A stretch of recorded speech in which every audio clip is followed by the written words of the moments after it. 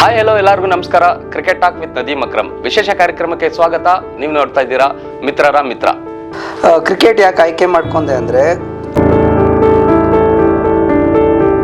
State level first ಆಡಿದ್ದು 2010 ಆಡಿದ್ದು. ನನಗೆ ಗೊತ್ತಿರೋ ಥರ ಫ್ರೆಂಡ್ಸ್ ಟೀಮ್ಗೆ ಫಸ್ಟ್ ನಾನು. ಓಕೆ, ಮೊದಲಿಂದಾನು ಆಲ್ರೌಂಡರ್ ಆಗಬೇಕು ಅನ್ನೋ ಆಸೆ ಇತ್ತಾ? ಆಸೆಗಿಂತ ಅದು ಫಸ್ಟಿಂದಾನೇ ಆಲ್ರೌಂಡರ್ ಆಗ್ಬಿಟ್ಟಿದ್ದೀನಿ ನನಗೆ ಗೊತ್ತಿಲ್ಲದಿರೆ. ಓಕೆ, ಆಚೆ ನಾನೊಬ್ಬ ಪ್ಲೇಯರ್ ಆಗಿ ಗುರುತಿಸ್ಕೊಳಕ್ಕೆ ಕಾರಣ ಸೌತ್ ಝೋನ್ ತಂಡ ಹಾಗೂ ನಮ್ಮ ಸತೀಶ್ ಅಣ್ಣ ಅವರು. ಮ್ಯಾನ್ ಆಫ್ ದಿ ಸೀರೀಸ್ ಆಗಿ 6 ಬೈಕ್ ತಗೊಂಡಿದ್ದೀನಿ ಸರ್ ಇಲ್ಲಿವರೆಗೂ. ಯಾವ ರೀತಿ ಡಿಫ್ರೆನ್ಸ್ ಇದೆ ಸರ್ ಲೈಟ್ ಟೆನ್ನಿಸ್ಗೂ ಮತ್ತೆ ಹಾರ್ಡ್ ಟೆನ್ನಿಸ್ಗೆ? ಸೊ ಸಾಫ್ಟ್ ಬಾಲ್ ನಾವು ಯಾವಾಗಲೂ ವಿನ್ ನೋಡಿ ಹೊಡಿಬೇಕಿರುತ್ತೆ. Okay okay. ಹಾರ್ಡ್ ಬಾಲ್ ಏನಂದ್ರೆ ಬಾಲ್ ಎಲ್ಲಿ ಬರುತ್ತೋ ಅಲ್ಲಿ ಟೈಮ್ ಮಾಡಬೇಕಾಗತ್ತೆ. ಸರ್ ವೈಫ್ ಕಡೆಯಿಂದ ಮತ್ತು ತಂದೆ ಕಡೆಯಿಂದ ತುಂಬ ಸಪೋರ್ಟ್ ಇದೆ ಸರ್ ನಮಗೆ. ಆ ಕಾರಣದಿಂದನೇ ನಮ್ಮ ಪರ್ಫಾರ್ಮೆನ್ಸ್ ಕೂಡ ಸ್ವಲ್ಪ ಚೆನ್ನಾಗಿ ಬರುತ್ತೆ ಅಂತ ಹೇಳಕ್ಕೆ ಇಷ್ಟಪಡ್ತೀನಿ. ನಿಮ್ಮ ಒಂದು ಬೆಸ್ಟ್ ಇನ್ನಿಂಗ್ಸ್ ಅಂದರೆ ಯಾವ್ದು ಇರ್ಬೋದು ಸರ್?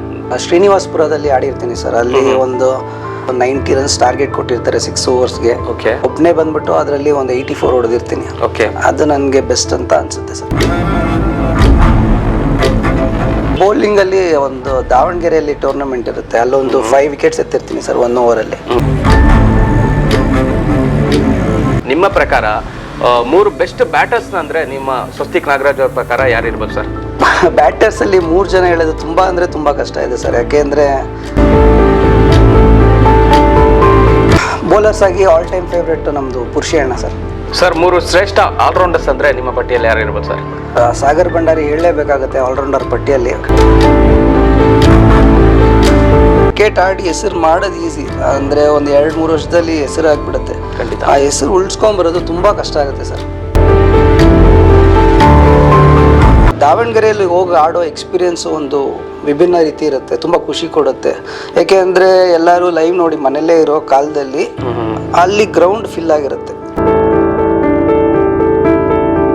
ಬಟ್ ಸ್ಪಾನ್ಸರ್ಗಳು ಬರ್ತಾ ಇಲ್ಲ, ಯಾಕೆ ಸರ್? ಸ್ಪಾನ್ಸರ್ಸ್ ಯಾಕೆ ಬರ್ತಾ ಇಲ್ಲ ಅಂದರೆ,